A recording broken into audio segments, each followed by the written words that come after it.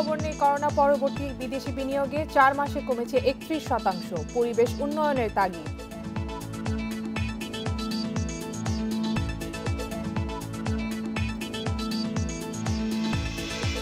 নারায়ণগঞ্জে জাপানি অর্থনৈতিক অঞ্চলে আসছে 200 কোম্পানি, বিনিয়োগ হবে 8,500 কোটি টাকা।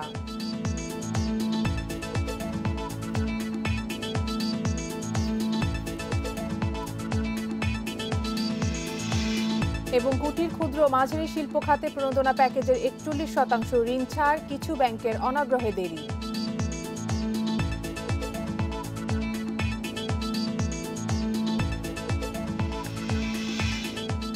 আমন্ত্রণ অর্থনীতি সারাদিন, আপনাদের সঙ্গে আছে আমি কপ্তিয়া মুমতাহানা। শুনছিলেন শিরোনাম, এবারে জানাবো বিস্তারিত। করোনার কারণে সরাসরি বিদেশি বিনিয়োগ বা এফডিআই আরও নিম্নমুখী। বাংলাদেশ ব্যাংকের হিসেবে অর্থ বছরের প্রথম 4 মাসে এফডিআই কমেছে প্রায় 31%। এই জন্য ব্যবসার পরিবেশকে দায়ী করছেন বিশ্লেষকরা।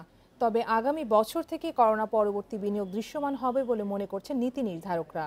তারা জানান, বিনিয়োগ বাড়াতে বিভিন্ন ধরনের আইন সংশোধনের পাশাপাশি কূটনৈতিক মিশনগুলোকে তৎপর করা হয়েছে।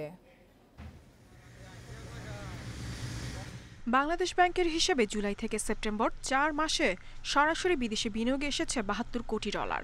অথচ গত বছরের একই সময়ে এর পরিমাণ ছিল 104 কোটি ডলার। করোনার কারণে বিদেশে বিনিয়োগ কমার পূর্বাভাস আগেই দেয় জাতিসংঘের বাণিজ্য ও উন্নয়ন সংস্থা আংটাড। আর বাংলাদেশে এফডিআই কমে যাওয়ার পেছনে করোনার পাশাপাশি ব্যবসার পরিবেশকেও দায়ী করেছেন অর্থনীতিবিদরা। মূল যে সমস্ত প্রয়োজনগুলো, সেই সার্ভিসগুলো এখনো এই ওয়ান স্টপ সার্ভিসের মধ্যে আনা যায়নি, এবং এক্ষেত্রে মন্ত্রণালয়গুলোর সহযোগিতার অভাব এবং অন্য ভেস্টেড কিছু ইন্টারেস্ট গ্রুপও রয়েছে। বিভিন্ন ধরনের অনৈতিক লেনদেনের বিষয়েও এখানে তুলে ধরা হয়। তবে ব্যবসায়ীরা মনে করেন গল্পটা ভিন্নও হতে পারত, কারণ করোনা উস্কে দিয়েছে ভূ রাজনীতি।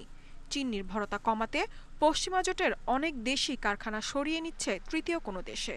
কারখানা স্থানান্তরে কোম্পানিগুলোকে প্রণোদনাও দিচ্ছে জাপান সরকার।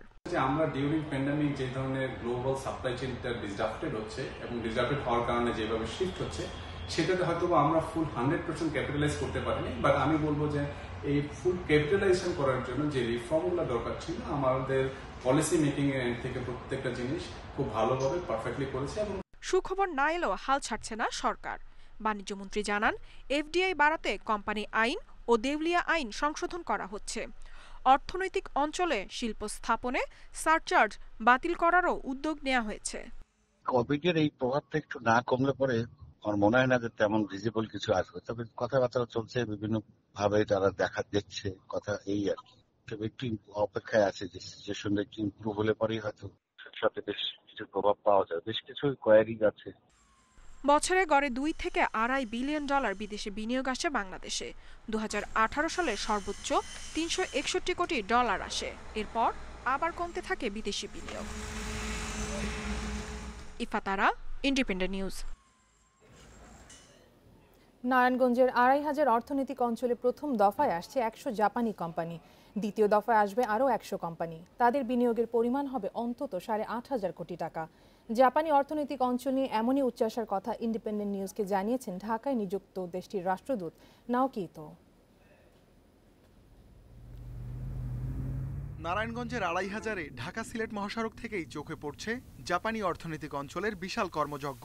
নির্মাণ হচ্ছে সংযোগ সড়ক, বালু ফেলে ভরাট করা হচ্ছে নিচু জমি, চলছে প্রশাসনিক ভবন নির্মাণও। জাপানি ব্যবসায়ীদের জন্য এই বিশেষ অর্থনৈতিক অঞ্চলের ডেভেলপার দেশটির সুমিতম কর্পোরেশন, আর ঠিকাদার টোয়া কর্পোরেশন। বালু ভরাট করছে দেশীয় প্রতিষ্ঠান ড্রেস বাংলা। এটার মূলত ভূমি ল্যান্ড ডেভেলপমেন্টের কাজ হলো আমাদের। আমরা আশা করছি যে নির্ধারিত সময় যে টার্গেট, এর আগেই আমরা যেন কাজটা শেষ করতে পারি। 2022 সালে এখানে কারখানা নির্মাণের লক্ষ্য জাপানিদের। তার আগেই নিশ্চিত করতে হবে ভূমি উন্নয়ন, অভ্যন্তরীণ সড়ক তৈরি, গ্যাস বিদ্যুৎ সংযোগ সহ সব সেবা। মঙ্গলবার এসব কাজের অগ্রগতি ঘুরে দেখেন দেশটির রাষ্ট্রদূত। কাজের অগ্রগতিতে আমি মুগ্ধ।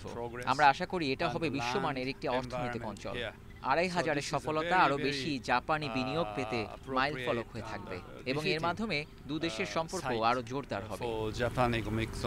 বিভিন্ন খাতে বাংলাদেশে বিনিয়োগ রয়েছে 350 জাপানি কোম্পানির। এই অর্থনৈতিক অঞ্চলে আসতে প্রস্তুত আরো 200 কোম্পানি। রাষ্ট্রদূত জানান, এ ধারা অব্যাহত রাখতে হলে উন্নত করতে হবে ব্যবসার পরিবেশ, কমাতে হবে কাস্টম সহ অন্যান্য জটিলতা।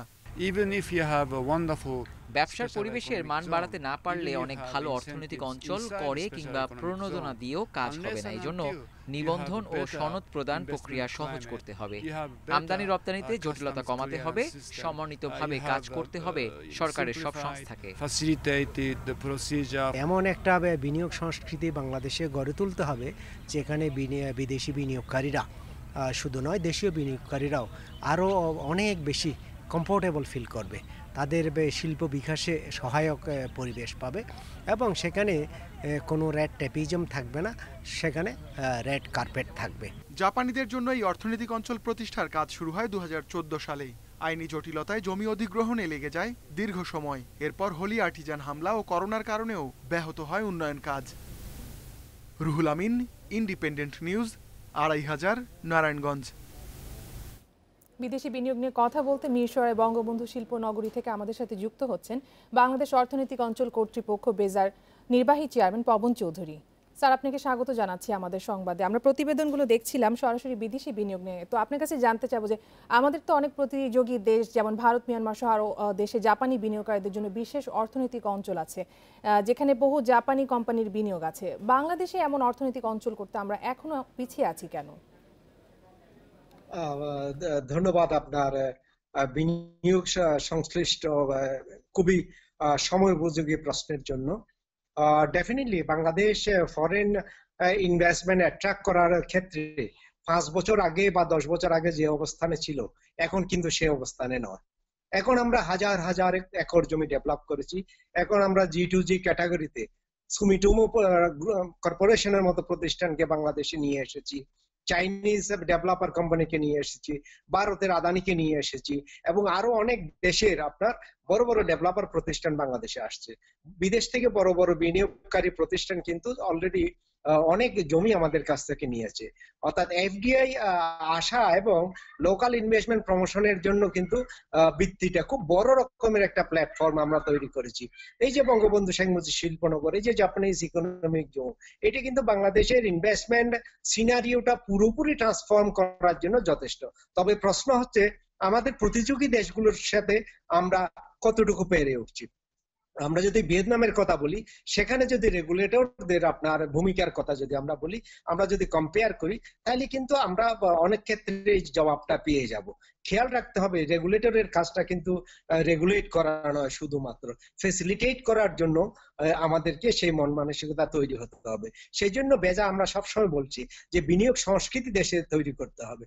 সেটা এয়ারপোর্ট থেকে শুরু হবে এবং তার সবকিছু প্রফিট এবং তার অন্যান্য ইভেন সামটাইমস ক্যাপিটাল রিপ্যাট্রিয়েশনের বিষয়টা পর্যন্ত এইটা টাচ করে।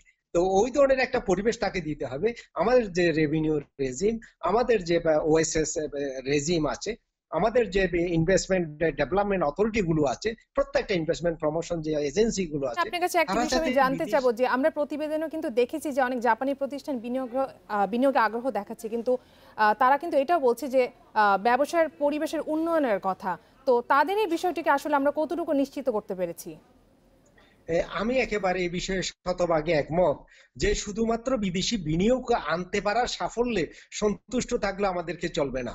আমাদেরকে তাদেরকে ধরে রাখা, তাদের বিনিয়োগ বৃদ্ধি করা, তাদের যে প্রফিট হবে সেগুলো ইনভেস্ট করার ক্ষেত্রে আমাদেরকে প্রজ্ঞার পরিচয় দিতে হবে।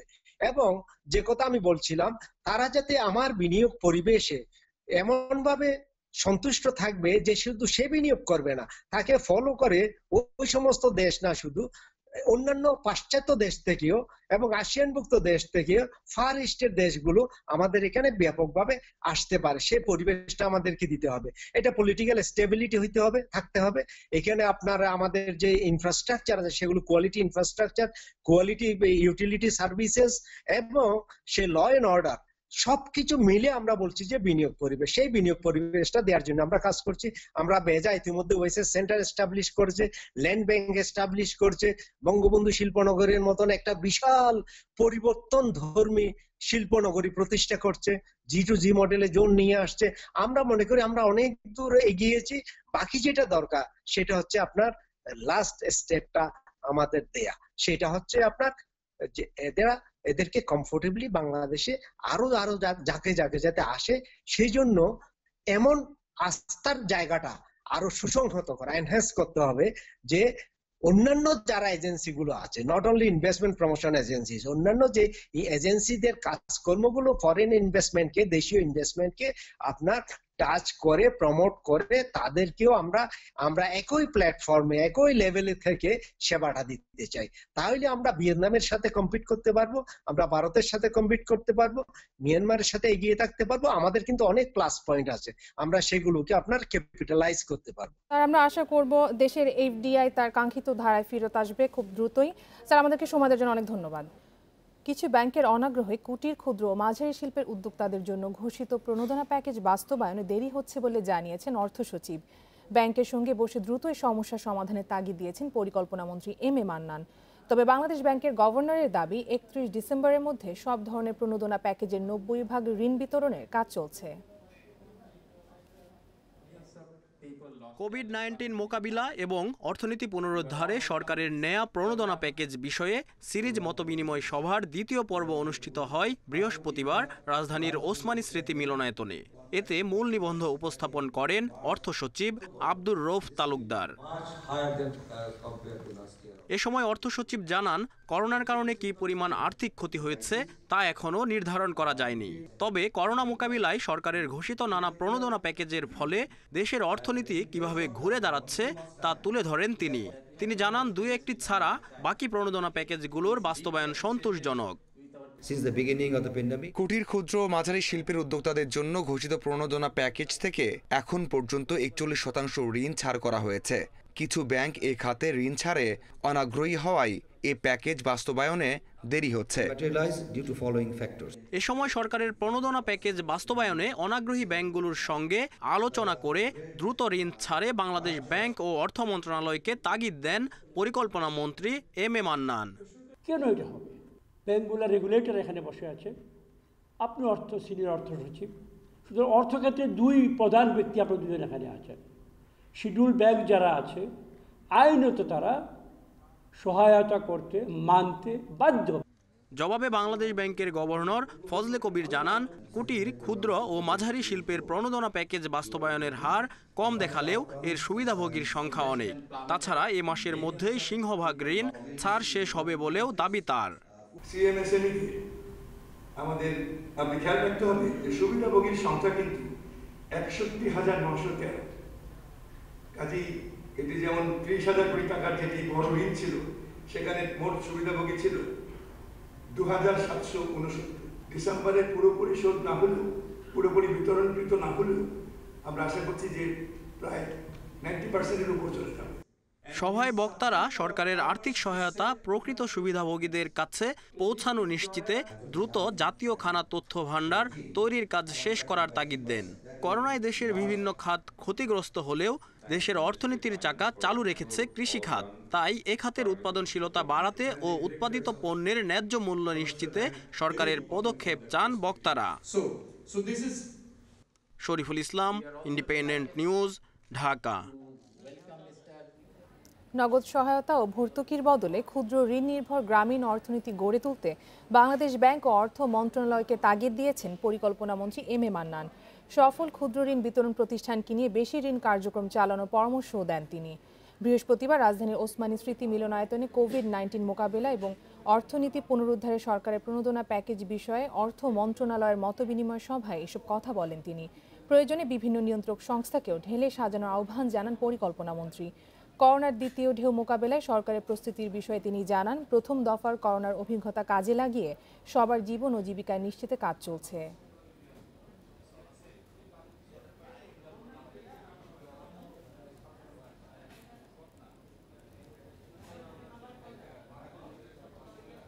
স্মল ওই যে কী বলে এনজিও আছে, যারা অনেক দিন যাবৎ ক্ষুদ্র ঋণের অভিজ্ঞতা অর্জন করেছে।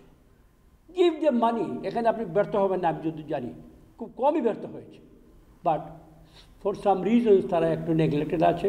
গভর্নর মহোদয় অনুরোধ, MRA নয়, মাইক্রো ক্রেডিট প্রমোশন এজেন্সি নাম দেন, MPA। এই রেগুলেশন এই করোনা পরিস্থিতিতে দেশে বার্ষিক ন্যূনতম মজুরির হার কমেছে 5.9 যা এশিয়া প্রশান্ত মহাসাগরীয় অঞ্চলের মধ্যে সবচেয়ে কম। তবে বাৎসরিক উৎপাদনশীলতার হার বেড়েছে গড়ে 5.8%। আন্তর্জাতিক শ্রম সংস্থা আইএলওর গবেষণায় উঠে এসেছে এসব তথ্য।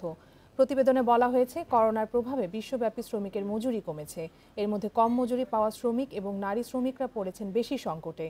প্রতিবেদনে আরও বলা হয়, পরিসংখ্যান প্রকাশকারী দেশগুলোর মধ্যে 2/3 দেশের সামনে আরও ব্যাপক হারে মজুরি কমতে পারে। অন্যদিকে 1/3 দেশের পরিসংখ্যানে দেখা গেছে সেখানে গড় মজুরি কিছুটা বেড়েছে। কিন্তু আইএলওর মতে, করোনার কারণে অনেক শ্রমিক চাকরিচ্যুত হওয়ায় তারা এই তালিকা থেকে বাদ পড়েছেন। এর ফলে প্রতিবেদনে গড় মজুরি বাড়ার তথ্য এসেছে।